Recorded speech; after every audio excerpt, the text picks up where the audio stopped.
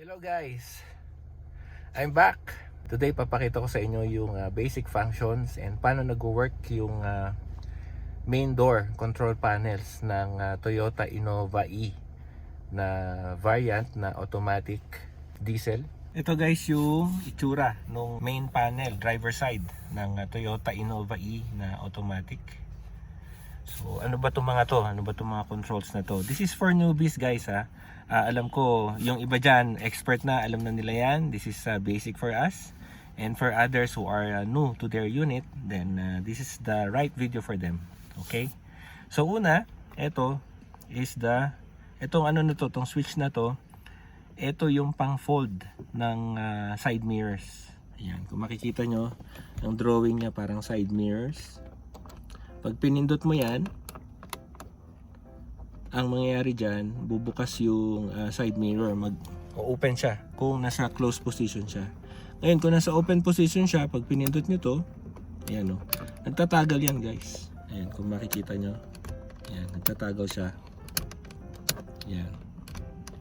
So pagka tinagal niya ng ganyan, ibig sabihin, tupi. Mag-fold yung side mirror. Papakita ko sa inyo later. Okay. And this one, ito yung main controller ng kumbaga ito yung pang disable kung gusto nyong hindi nako-control ng pasahero nyo yung pagbaba at saka pagtaas ng salamin ng mirrors nyo o ng windows nyo. Ito, pag pinindot mo yan, ipe-press mo, nakikita mo yung position guys oh. Pag pinress mong ganyan yan, disabled na to.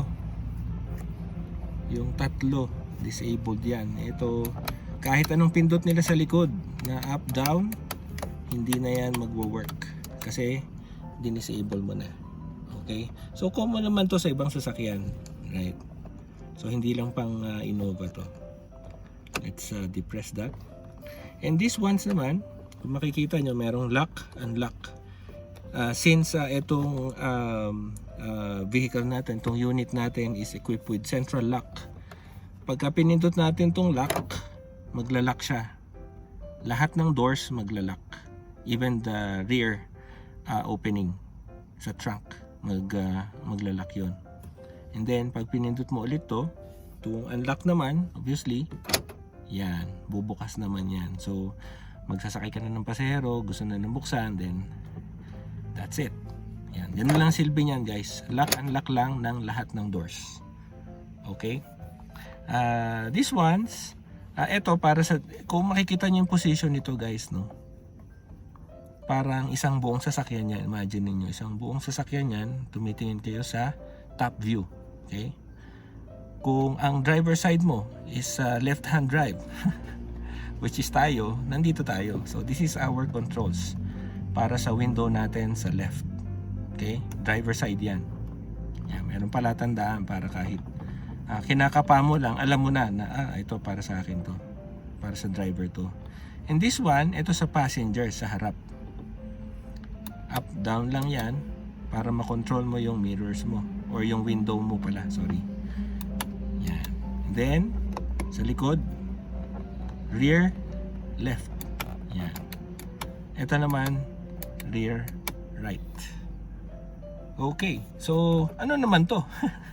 Ito naman, since magkatabi sila, meron silang medyo close relationship. Okay, so bakit merong left and right? Meaning, ito kasi naka-power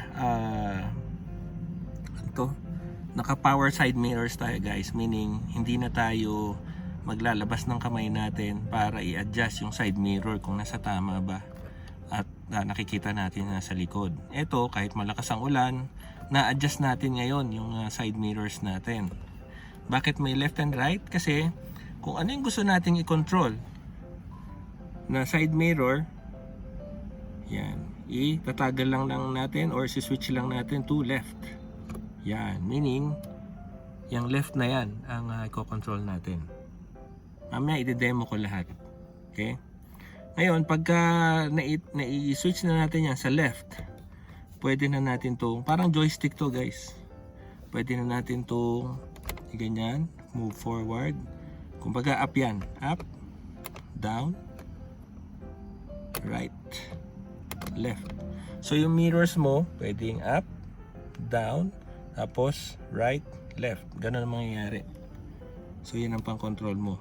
Pagka nasa gitnang position siya guys, pansinin nyo, hindi nyo yan magagalaw. Nakalock. Ayan o. Huwag nyo pupwersahin guys ha. Baka masira. So pagka nasa either left or right position lang siya, yung switch. At saka lang siya pwedeng magalaw na forward, back, right, left. Or we can say up, down, right, left. Okay? I-demo ko sa inyo guys kung paano ginagamit tong lahat ng controls ngayon. Right.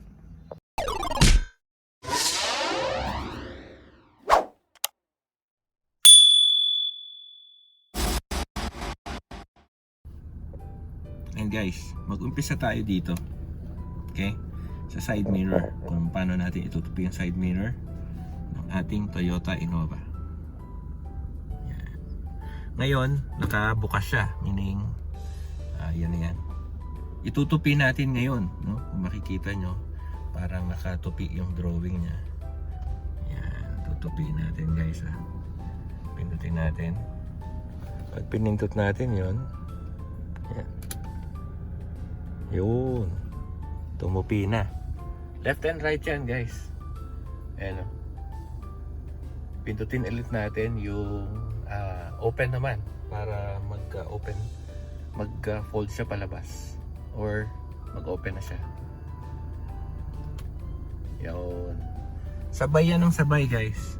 Ngayon pagka hindi nagsabay, probably mayroong problema sa DC motor or sa switch or something. So, hindi na tayo pupunta dun sa part na yon, okay? Kasi bihira naman mangyari yun. Okay. So, ang second naman na papakita ko sa inyo is the controls of the side mirror. Yan. Mahirap pagsabayin. Naipakita ko sa inyo at the same time yung controls dito at saka sa side mirror. So, ang gagawin natin, sabihin ko na lang sa inyo, ang gagawin nating standard is ito ang up, ito ang down, pull. Ito ang left, ito ang right. Okay? So ayan, papakita ko na sa inyo paano natin i-control. Ayan. So, nyari, lang sa ulan. Tapos wala sa tama yung side mirror, hindi kayo kontento. Ito ang up guys. Diba? Tumitingin siya sa taas. Ito naman ang down. Yo.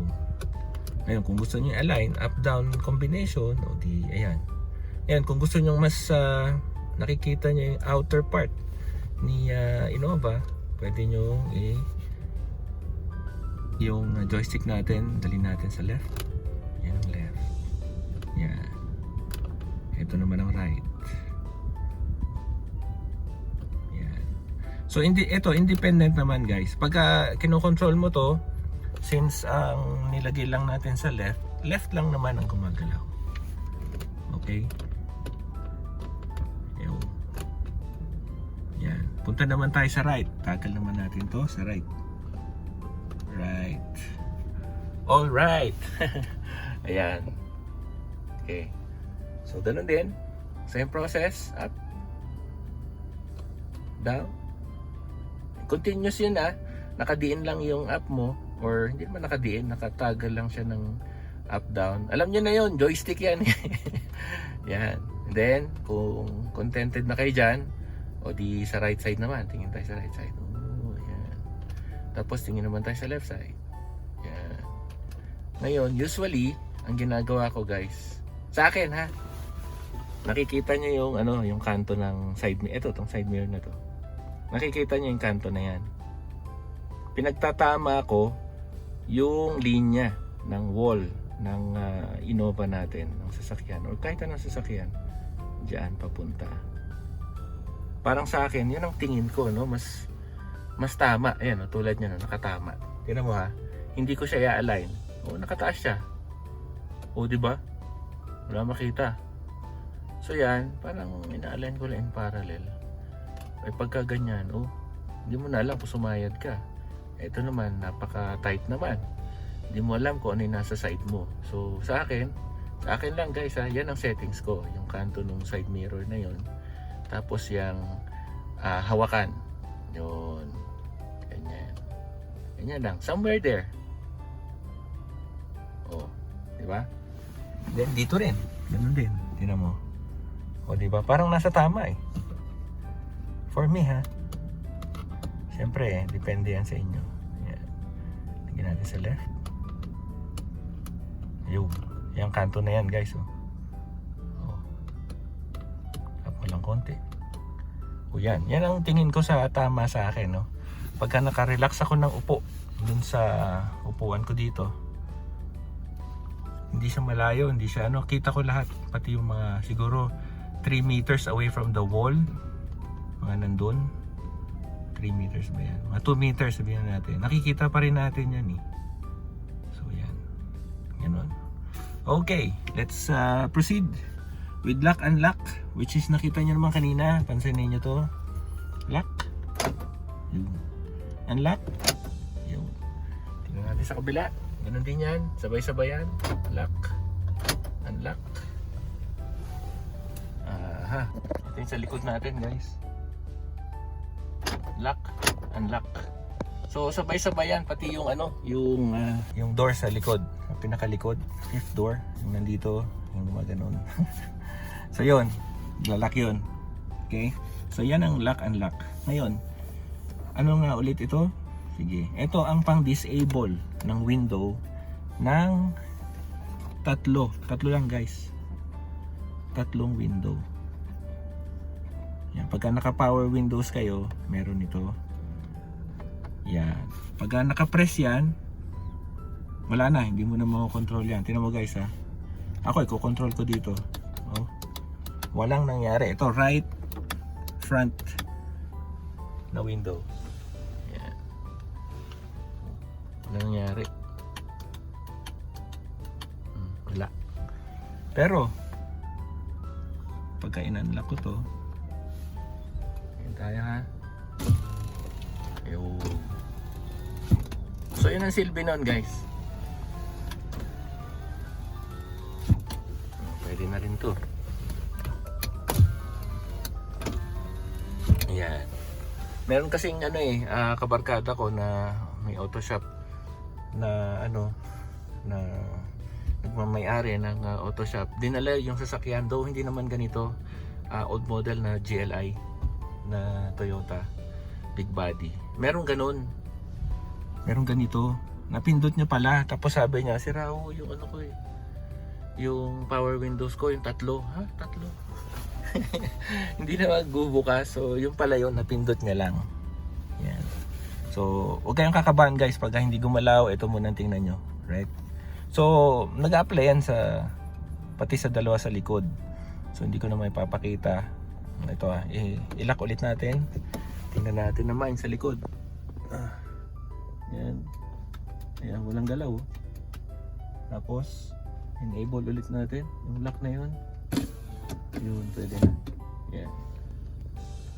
Ang tanong, ito bang sa driver side na di-disable niya?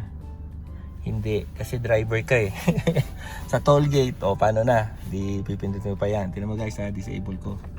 Disable ko na yan, pero nga sa toll gate ka, nakokontrol mo pa rin yan. Siyempre, ikaw piloto eh. Ikaw ang driver. So, immune yan dun sa ano na to, sa lock na to. Okay? So, para sa iyo lang yon, sa driver lang. Pero yung tatlong yan, hindi na magagalaw. Disabled na yan. Okay ba guys? O yan, napaka-simpleng ano lang yan.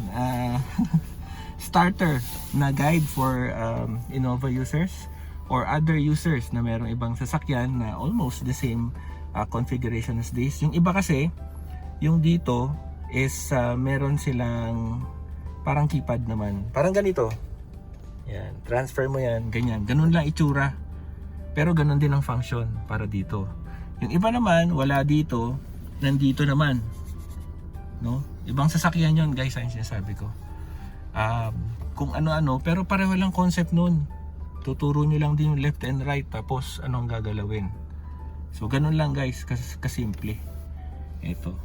Okay. Alright. If you're new to my channel, don't forget to subscribe, like, and share the video. Okay? You take care, guys, and see you on my next vlog. Bye-bye.